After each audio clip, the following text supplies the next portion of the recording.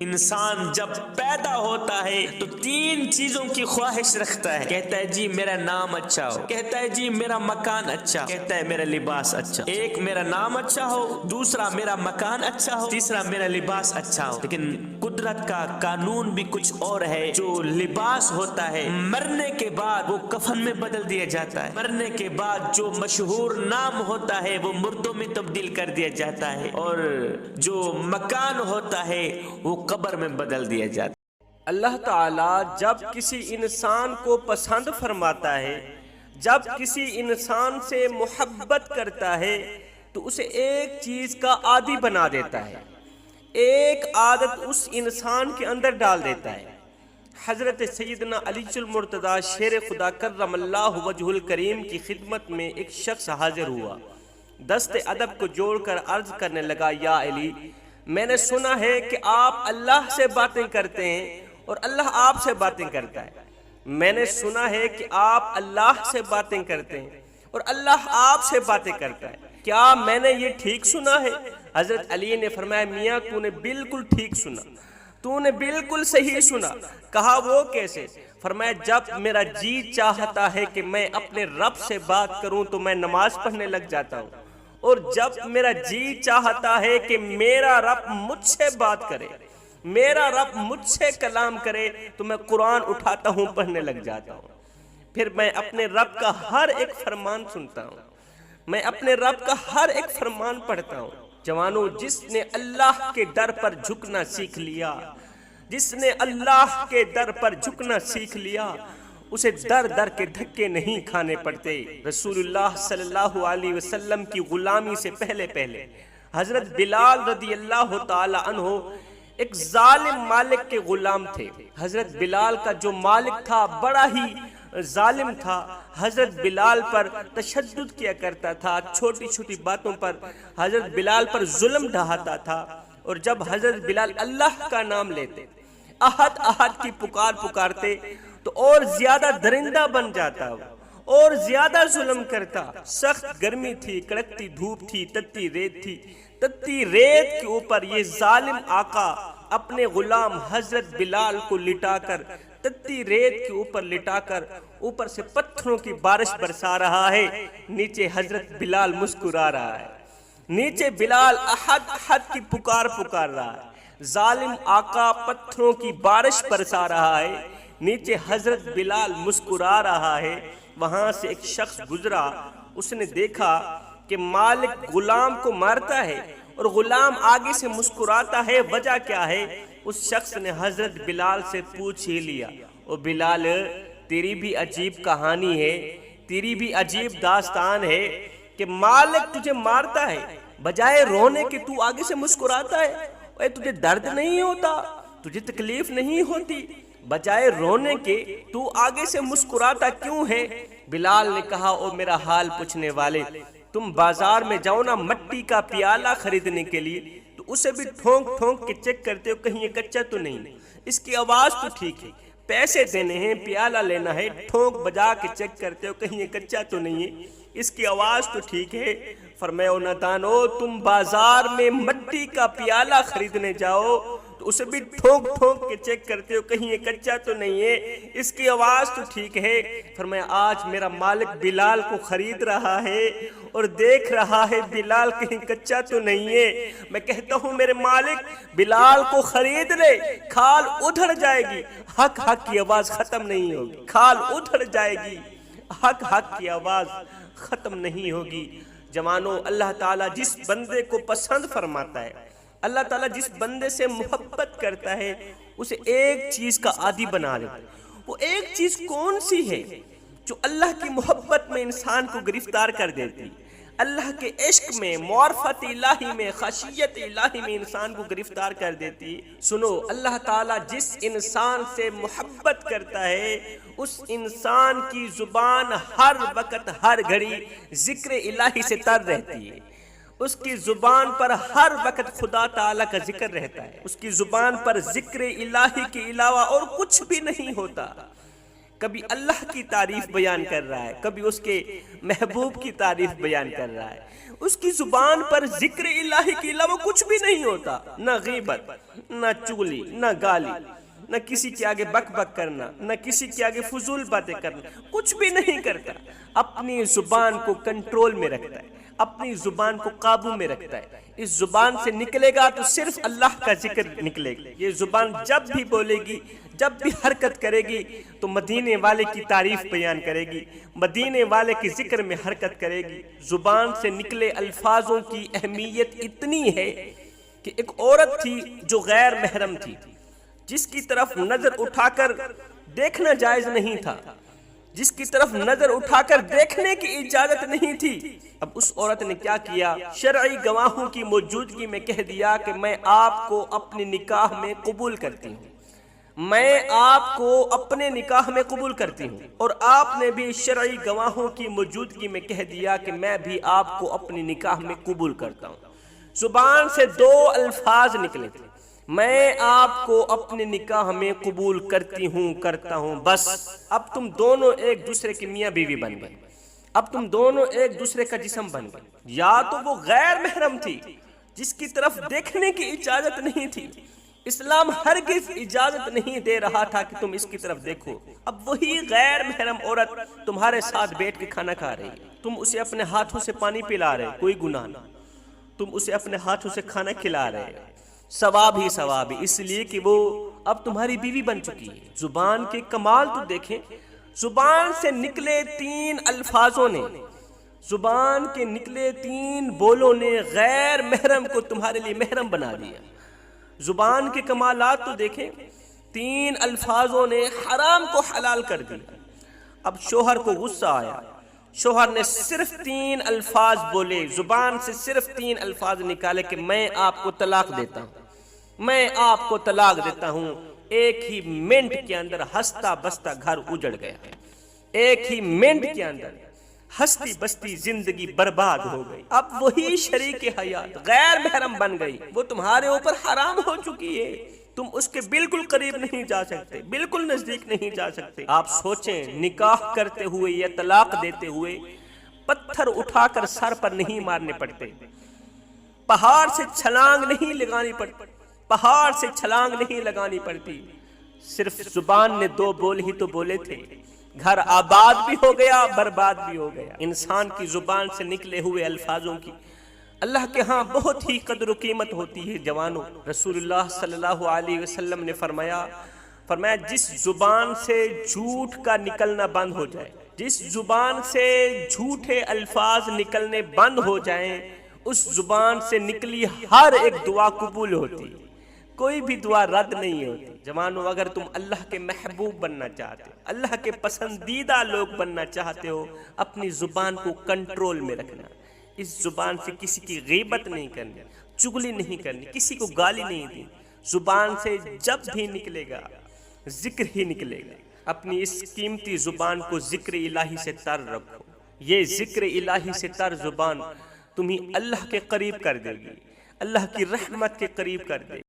اے بیٹیوں والو، اپنی بیٹیوں کو جہیز میں کروڑوں روپے کا سامان دو، لاکھوں روپے کا سامان دو، مگر خدا را اعلان نہ کروایا کرو، اعلان نہ کروایا کرو کہ ملک صاحب کی بیٹی کا جہیز آیا ہے، بچیوں آؤ ہماری بچی کا جہیز دیکھ لو۔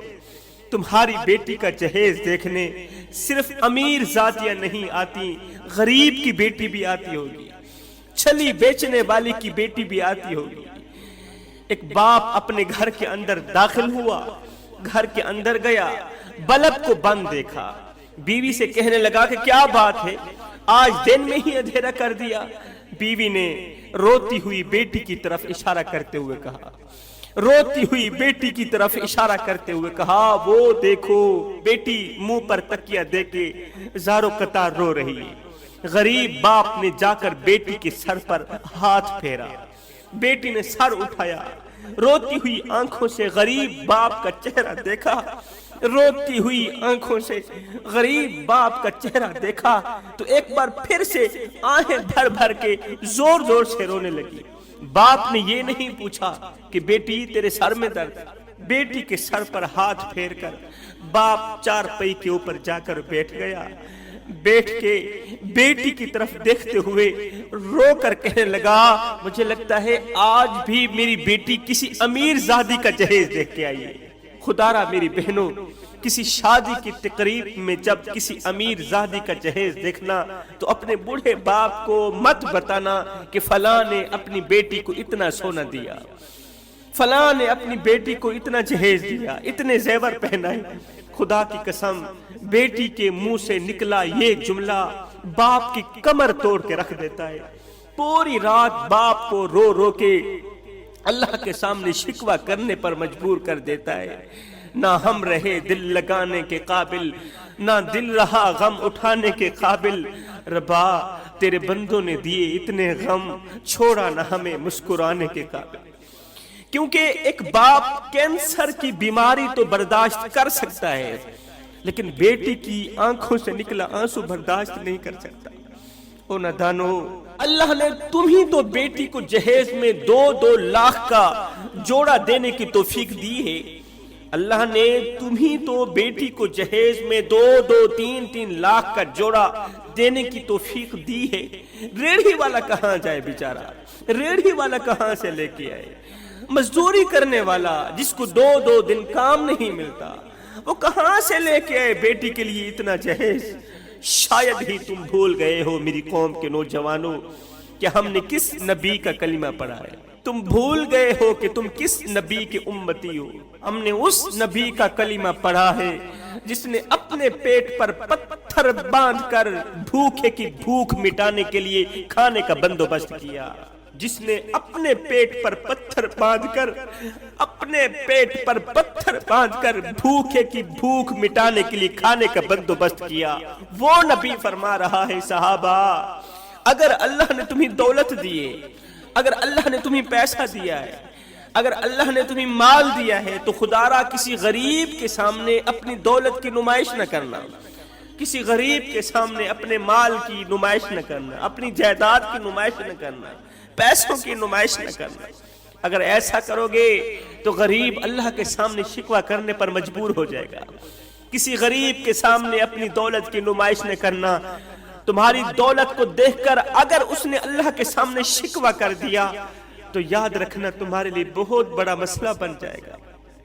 رات کو دن میں بدلنے والا رب کبھی دے کر آزماتا ہے اور کبھی لے کر آزماتا ہے. کہیں ایسا نہ ہو کہ غریب کے اندر سے ٹھنڈا سانس نکلے اور اللہ کو تمہیں دیا رزق واپس لینا پڑ جائے. یہ تو اللہ کی تقسیم ہے نا. ایک بھائی کو اللہ نے مارکیٹ دے دی، دوسرے کو بازار میں ریڑھی لگانے کی جگہ بھی نہیں دی. یہ میرے رب کی تقسیم ہے. ایک بھائی اتنا مالدار ہے کہ اس کے کتے بھی دودھ پی رہے ہیں، دوسرے بھائی کو اللہ نے اس قدر غریب بنایا ہے کہ اس کے بچے سوکھی روٹی کے لیے بھی ترس رہے ہیں، اس کے بچے ٹھنڈے پانی کے لیے ترس رہے ہیں. خدارا میرے بھائیوں، شام کو جاتے ہوئے بھائی کے گھر کا پردہ ہٹا لینا اور پوچھ لینا آج جمعہ کا دن تھا، سب کے گھروں میں گوشت پکا، بتا تیرے گھر میں کیا پکا ہے؟ آج جمعہ کا دن تھا، اتوار کا دن تھا، گوشت کا دن تھا اور سب کے گھر میں گوشت پکا ہے. میرے بھائی بتا تو صحیح تیرے گھر میں کیا پکا ہے؟ اگر بھائی سر جھکا دے، یہ سنتے ہی بھائی سر جھکا دے کہ مجھ میں تو دال پکانے کی حیثیت نہیں ہے، گوشت کہاں سے آ گیا؟ اگر بھائی سر جھکا دے تو قسم خدا کی پھر تو نے بکرا نہیں کھایا، کتے کا گوشت کھایا ہے. وہ بکرا تیرے اوپر جائز نہیں ہے. اگر بھائی کے گھر میں دال نہیں پکی اور تو گوشت کھا رہا ہے، بھائی کے بچے بھوک سے مر رہے ہیں اور تیرے کتے دودھ پی رہے ہیں، تو پھر سن بکرے کا گوشت تیرے لیے کتے کا گوشت برابر ہے. وہ بکرا تیرے پہ جائز نہیں ہے میرے بھائی. یہ وہی بھائی ہے جو بچپن میں اپنے منہ سے ٹافی نکال کے تیرے منہ میں ڈالا کرتا تھا. یہ وہی بھائی ہے کہ باپ کا وقت آخر آ گیا، باپ اس دنیا فانی سے رخصت ہونے لگا، باپ مرنے لگا. مرنے سے پہلے باپ نے بڑے بیٹے کو کہا بیٹے میں اپنے چھوٹے بیٹے کو تیرے حوالے کر کے جا رہا ہوں، میں مر رہا ہوں، میرا یہ چھوٹا بیٹا تیرے حوالے ہے، میری ذمہ داری تو نے نبھانی ہے، میرے چھوٹے بیٹے کا خیال رکھنا، تو بڑا ہے، باپ کا فرض ادا کرنا۔ ہائے باپ مر گیا، پھر بڑے بھائی نے کچھ اس طرح کی ذمہ داری نبھائی، بڑے بھائی نے کچھ اس طرح کی ذمہ داری نبھائی، اپنی ساری زندگی خاک چھاننے میں گزار دی۔ باپ کے مر جانے کے بعد بڑے بھائی نے کچھ اس طرح کی ذمہ داری نبھائی، کہا کہ اپنی ساری زندگی خاک چھاننے میں گزار دوں گا، لیکن اپنے چھوٹے ویر کو تتی واہ نہیں لگنے دوں گا۔ اچھا کھلایا، اچھا پلایا، کمزور سے کندھے پہ بوریاں لاد لاد کے، دن رات ایک کر کے، اوور ٹائم لگا کے، سارا دن پورا دن خاک چھانتا رہا، روزی روٹی کماتا رہا۔ چھوٹے بھائی کو تعلیم دی، اسے پڑھایا لکھایا سکھایا۔ چھوٹا ویر جب بڑا ہوا تو اللہ نے اسے اس قدر مالا مال کیا، اس قدر عطا کیا کہ بڑی بڑی مارکیٹیں اس نے خرید لی۔ اللہ نے خوب اسے مال و دولت سے نوازا، اور بڑے بھائی کو بازار میں ریڑھی لگانے کی جگہ بھی نہ دی۔ اللہ نے چھوٹے کو مال اس لیے دیا کہ دیکھیں تو صحیح کہ یہ اپنے اوپر احسان کرنے والے، نعمتوں کی بارش برسانے والے بھائی کے ساتھ کتنی وفا کرتا ہے۔ بچپن میں دونوں بھائی ایک ساتھ سویا کرتے تھے، ملاقاتیں بستر میں ہوا کرتی تھی، باتیں بستر پہ ہوا کرتی تھی، گپ شپ بستر کے اندر ہوا کرتی تھی، ایک دوسرے کے منہ سے ٹافی نکال کے ایک دوسرے کے منہ میں ڈالا کرتے تھے، ملاقاتیں بستر میں ہوا کرتی تھی۔ ہائے جس دن سے والدین کا انتقال ہوا، باپ کی وراثت کے چکر میں، باپ کی وراثت کے چکر میں، جائیداد کے چکر میں اب دونوں کی ملاقاتیں عدالتوں میں ہوتی ہیں۔ اس بھائی نے بھی وکیل کھڑا کر رکھا ہے، اس بھائی نے بھی وکیل کھڑا کر رکھا ہے۔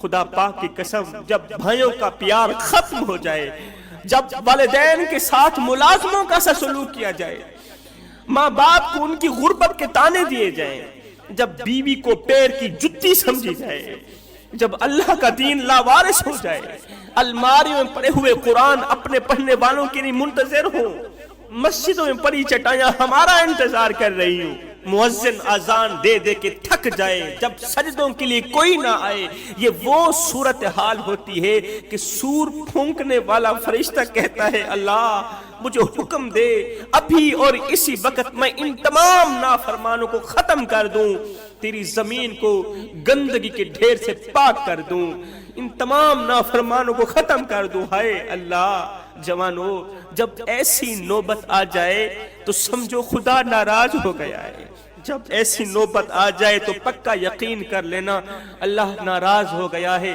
سیدہ عائشہ صدیقہ رضی اللہ تعالی عنہا عرض کرتی ہیں یا رسول اللہ، شام کے وقت ایک عورت آئی تھی، یہ کون تھی؟ یہ ایک پڑوسن تھی۔ اس نے آ کر کہا اے عائشہ، آپ کے گھر میں بھی چولہا نہیں جلا، 2 دن ہو گئے ہیں آپ کے گھر میں بھی چولہا نہیں جلا اور میرے گھر میں بھی چولہا نہیں جلا۔ میں تمہیں بتانے آئی ہوں کہ اگر کوئی حضور کا غلام آئے ہدیے کے طور پر، اگر کچھ کھجوریں دے کے جائے، حضور کا غلام ہدیے کے طور پر اگر کچھ کھجوریں دے کے جائے تو عائشہ میرے بچوں کا بھی خیال رکھنا، میرے بچوں نے بھی 2 دن سے کچھ نہیں کھایا، میرے بچے 2 دن سے بھوکے ہیں، میرا بھی خیال رکھنا۔ سیدہ عائشہ صدیقہ رضی اللہ تعالی عنہا کہنے لگی یا رسول اللہ، میرا دل تو تھا کہ وہ جو 3 کھجوریں میرے پاس پڑی ہیں وہ اسے دے دوں، لیکن ایک دم خیال آیا کہ میرے حضور 3 دن سے پیٹ پر پتھر باندھ کر پھر رہے ہیں، انہیں بھی بھوک نے ستایا ہوا ہوگا، میرے حضور کو کھانے کو کچھ نہیں ملا، یہ کھجوریں میں اپنے کریم آقا کو کھلا دوں گی، اپنے حضور کو کھلا دوں گی۔ بس اس سوچ کی بنیاد پر میں نے وہ 3 کھجوریں اس بھوکی عورت کو نہیں دی۔ یہ سن کر نبی کی آنکھیں چھم چھم برسنے لگی، چشمان اقدس سے آنسوؤں کی لڑی بہ کر رخساروں کو چھونے لگی۔ میرے نبی نے فرمایا اے عائشہ، تو کیا سمجھتی ہے کہ میرا پڑوسی بھوکا رہے اور میں کھا کے سو جاؤں؟ تو کیا سمجھتی ہے کہ میرا غریب امتی بھوکا رہے اور میں کھا کے سو جاؤں؟ یہ کیسے ہو سکتا ہے؟ عائشہ جاؤ وہ 3 کھجوریں میرے پاس لے کے آؤ۔ 3 کھجوریں اور آدھا پیالہ دودھ کا لے کر رحمت عالم اس پڑوسن کے گھر چلے گئے، گھر کی طرف جا رہے ہیں۔ سیدہ عائشہ صدیقہ رضی اللہ تعالی نبی کے پیچھے پیچھے جانے لگی۔ نبی نے فرمایا عائشہ پیچھے چلی جاؤ، میرے پیچھے نہ آؤ، میں نہیں چاہتا کہ میں جس کو خیرات دوں وہ تیرے سامنے شرمندہ ہو جائے، اس کو خیرات بھی دوں گا لیکن میں اسے شرمندہ بھی نہیں کرنا چاہتا، عائشہ پیچھے چلی جاؤ۔ اے میری عائشہ تو جانتی نہیں ہے اللہ نے مجھے رحمت للعالمین بنا کر بھیجا، اللہ نے مجھے رحمت للعالمین بنا کر بھیجا، میں انسانوں کو گرانے نہیں آیا بلکہ میں تو گرتوں کو اٹھانے آیا۔ فرمایا غریبوں کی مدد کرنی ہے تو اس طرح کرو، ایک ہاتھ سے دو، دوسرے ہاتھ کو پتہ بھی نہ چلے، دوسرے ہاتھ کو پتہ تک نہ چلے۔ آج لوگ کہتے ہیں پیسہ پھینک تماشا دیکھ، پیسہ ویکھ تماشا دیکھ۔ میں کہتا ہوں جوانی جانے کے بعد ان پیسوں سے مجھے کوئی جوانی لے کے دے، ماں باپ کے جنازے اٹھ جانے کے بعد کسی دکان یا مارکیٹ سے ان پیسوں سے مجھے کوئی ماں باپ کا پیار لے کے دے۔ پیسہ پھینک تماشا دیکھ، پیسہ ویکھ تماشا دیکھ۔ میں کہتا ہوں جو بچیاں طلاق لے کر والدین کے گھر بیٹھ گئی ہیں، مجھے ان پیسوں سے ان بچیوں کے گھر بسا کے دکھاؤ۔ شادی کو 10 سال ہو گئے، اولاد کوئی نہیں، جاؤ مجھے ان پیسوں سے اولاد خرید کے دکھاؤ۔ آج تھوڑے پیسے کو زیادہ کرنے کے لیے انسان امریکہ دوڑ رہا ہے، برطانیہ کی طرف دوڑ رہا ہے، جھوٹ بول رہا ہے، حلال و حرام کی تمیز نہیں رہی، جہاں سنتا ہے پیسہ عام ہے وہاں دوڑتا ہوا ہر ایک انسان ہے۔ اللہ فرماتا ہے او بے وقوفوں کی دنیا میں رہنے والوں، او بے وقوفوں کی دنیا میں رہنے والوں، جس چیز کو میں نے تھوڑا کر دیا دنیا کی کوئی طاقت اسے زیادہ نہیں کر سکتی۔ اللہ پھر میں کیا کروں، مجھے تو زیادہ مال چاہیے۔ اللہ فرماتا ہے تم تھوڑے پہ جتنا شکر کرو گے میں اتنا زیادہ تمہیں رزق عطا کروں گا، اور تم جتنا شکر ادا کرتے چلے جاؤ گے میں اس قدر تمہاری خالی جھولیاں بھرتا چلے جاؤں گا، تمہیں اس قدر مالا مال کروں گا کہ بڑے بڑے بادشاہ، بڑے بڑے امیر تمہاری امیری پر رشک کریں گے۔ ہائے، اس پیسے نے اولاد کو باپ سے دور کر دیا، اس پیسے نے بھائی کو بہن سے دور کر دیا۔ آج کتوں کو تو گھر کے اندر روٹی ملتی ہے لیکن بہن دروازے پر آئے تو اسے چائے پوچھنے والا کوئی نہیں ہوتا۔ ایک باپ کے 3 بیٹے اور ایک بیٹی تھی، جب وہ مرنے کو آیا تو کہا بچوں وصیت کر کے جا رہا ہوں، میری وراثت پوری تقسیم کرنا، بیٹی کو حصہ ضرور دینا۔ باپ مر گیا، تینوں بیٹوں نے آپس میں جائیداد تقسیم کر لی، بہن نے شکوہ ہی نہ کیا۔ ان میں سے ایک بھائی کا بیٹا بیمار ہو گیا، وہ اس قدر بیمار ہوا کہ زندگی موت کی جنگ لڑنے لگا۔ یہ بھائی ہر ایک کے پاس گیا، بھائی مجھے 2 لاکھ دے دو، بڑے بھائی کے پاس گیا، بھائی مجھے 2 لاکھ دے دو، میرے بیٹے کی علاج کے لیے پیسے نہیں۔ ایک نے کہا یار پہلے بتانا تھا، اب تو میں نے 7 والا پلاٹ خرید لیا ہے۔ دوسرے نے کہا یار میں نے تو 2 دن پہلے پیمنٹ ادا کرنی تھی وہ کر دی ہے۔ جب کہیں سے خیر نہ ملی تو دونوں میاں بیوی گھر میں بیٹھ کے رونے لگے، دامن پھیلا پھیلا کے کہنے لگے اللہ کوئی فرشتہ بھیج، کوئی فرشتہ بھیج جو آ کے ہماری مدد کرے۔ اتنے میں دروازے پر کسی نے دستک دی، دروازے پر کسی نے دستک دی۔ اس کی بیوی اٹھی، دروازے پر گئی، دروازہ کھولا، دیکھا کہ شوہر کی بہن آئی ہے، وہ بہن آئی ہے جس کو ان تینوں بھائیوں نے حق نہیں دیا تھا، وراثت میں سے حصہ نہیں دیا تھا۔ شوہر کی بہن آئی ہے، اس کی بیوی سمجھی کہ وہ کچھ لینے کے لیے آئی ہے، چلا کر بولی ہمارے گھر میں تو پہلے سے ہی فاقہ پڑا ہوا ہے، بیماری نے گھیرا ہوا ہے، اب تو بھی لینے کے لیے آ گئی ہے، اب تو بھی کچھ لینے کے لیے آ گئی۔ کہا بھابی خدا کی قسم میں تیرے گھر کا پانی بھی نہیں پیوں گی، بلکہ میں تو اپنے بھائی سے علیحدہ سے ایک بات کرنے آئی۔ غصے میں آ کر بھابی اندر چلی گئی۔ آئے بہن روتے ہوئے بھائی کے پاس گئی، اس کے کندھے پہ ہاتھ رکھ کر کہا بھائی ضرورت کے وقت جیسے آپ نے بھائیوں کا دروازہ کھٹکھٹایا، کاش کہ بہن کا دروازہ بھی کھٹکھٹا لیتے۔ ضرورت کے وقت جیسے آپ بھائیوں کے پاس گئے، کاش کہ میرے پاس بھی آ جاتے۔ بھائی نے ہچکیاں لیتے ہوئے کہا بہن جب تجھے کچھ دیا ہی نہیں تو پھر لینے کیا آتا، لینے کیا آتا۔ بہن نے کیا کیا، یوں کر کے ہاتھوں کی آستینیں چڑھائی اور جو ماں کی نشانی تھی اس نے سارے کے سارے کنگن اتار کر بھائی کی جھولی میں ڈال دی۔ ماں نے جو کنگنوں کی صورت میں نشانی دی تھی وہ نشانی وہ کنگن اتار کر بھائی کی جھولی میں ڈال دیے اور روتے ہوئے کہا بھائی اسے بیچ کر اپنے بیٹے کا علاج کرو، ان کنگنوں کو، سونے کے کنگنوں کو بیچ کر اپنے بیٹے کا علاج کرو، اور ہاں اپنی بیوی کو بھی مت بتانا، خواہ مخواہ وہ غصہ کرے گی، اور ہاں تیرے بیٹے کو اگر خون کی ضرورت ہو، تیرے بیٹے کو اگر خون کی ضرورت ہو تو مجھے ضرور بتانا، اگر میرا خون نہیں لگے گا تو میں اپنے 10 سالہ بیٹے کا خون نکلوا کے دے دوں گی، خون کی ضرورت بھی ہو تو میرے پاس چلے آنا۔